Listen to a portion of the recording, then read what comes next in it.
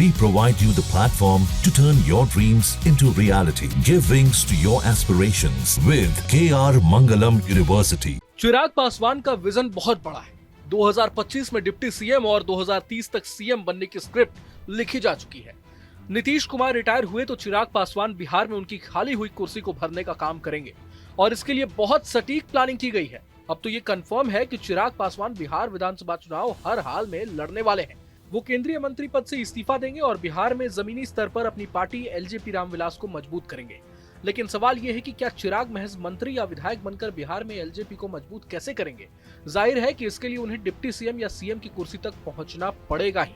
यही वजह है कि चिराग पासवान ने बिहार चुनाव का आगाज शाहाबाद की रैली से किया है।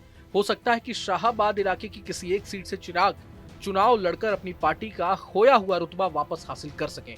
अब चिराग इस मिशन में कैसे सफल होंगे, इसका रोड मैप क्या है, ये जान लीजिए। चिराग पासवान एक तेज तर्रार नेता है और उनमें जो राजनीतिक सूझबूझ है वो उन्हें अपने पिता रामविलास पासवान से विरासत में मिली है। अब चिराग शाहाबाद को ही क्यों चुनना चाहते हैं, ये जान लीजिए। 2005 में बिहार में 2 बार विधानसभा चुनाव हुए थे। पहला विधानसभा चुनाव 2005 के फरवरी में हुआ था, जब रामविलास पासवान की अगुवाई में एलजेपी को 29 सीटों पर जीत प्राप्त हुई थी और इनमें शाहाबाद क्षेत्र की भी कई सीटें शामिल थी। हालांकि कोई भी दल सरकार नहीं बना सकी थी। अब चिराग उसी शाहाबाद में अपनी पार्टी को मजबूत करना चाहते हैं, जहां 2005 में रामविलास पासवान ने झंडा गाड़ दिया था। अगर चिराग ने शाहाबाद में फिर से कमाल कर दिया तो इसका फायदा एनडीए को ही होगा। दरअसल बीते चुनाव में शाहाबाद में एनडीए का प्रदर्शन बेहद ही कमजोर रहा था और लगभग इस इलाके से वो साफ ही हो गया था। यहाँ की 22 सीटों पर लड़कर एनडीए ने मात्र 2 सीटें ही जीती थी। जाहिर तौर पर यह एनडीए के लिए बड़ा झटका था।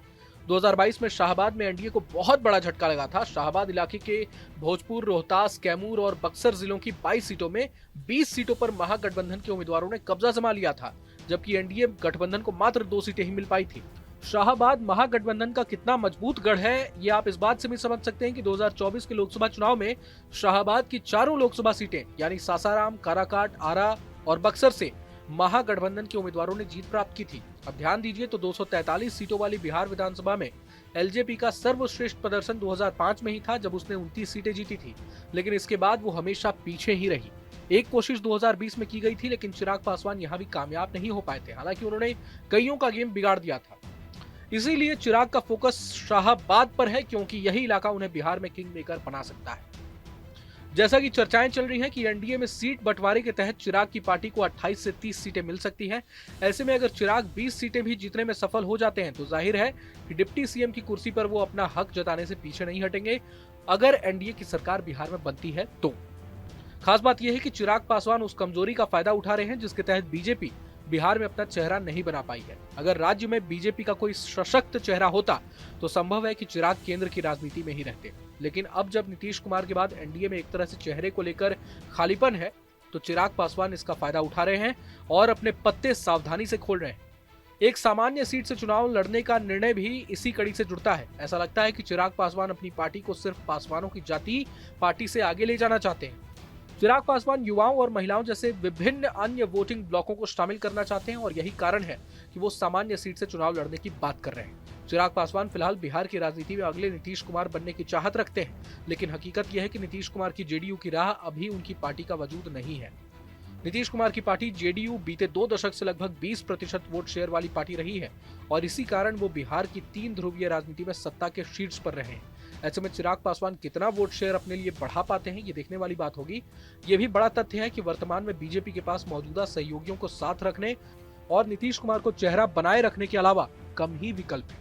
इधर बिहार विधानसभा चुनाव की तैयारियों में जुटे चिराग पासवान ने आरा पहुंचकर कहा है कि वे नव संकल्प के साथ नए बिहार के निर्माण की शुरुआत करने जा रहे हैं। उन्होंने शाहाबाद को चुना और कहा कि इस विधानसभा चुनाव में उनकी पार्टी इतिहास रचने जा रही है। चिराग ने कहा कि वो भी बिहार से ही चुनाव लड़ेंगे, लेकिन कहां से लड़ेंगे इसका फैसला जनता करेगी। जहां भक्ति है हर शब्द में, कथाओं में छुपे हैं दिव्य रहस्य और ज्योतिष देता है जीवन को दिशा। धर्म से जुड़ी हर बातों को जानने के लिए हमारे चैनल स्तुति को सब्सक्राइब करें। चैनल पर जाने के लिए इस लिंक पर क्लिक करें।